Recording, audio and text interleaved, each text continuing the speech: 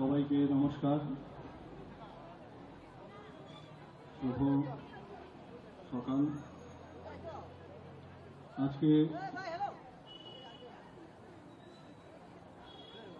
নেতাজি সুভাষচন্দ্র বসুর যে জন্মদিন, সেই জন্মদিনকে সামনে রেখে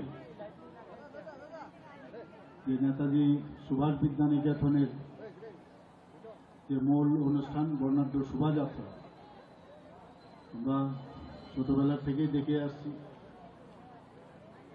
সেই উপলক্ষে এখানে আমাদের মাঝে উপস্থিত আছেন আগরতলা মিউনিসিপ্যাল কাউন্সিলের মাননীয় মেয়র শ্রী দীপক মজুমদার মহোদয়,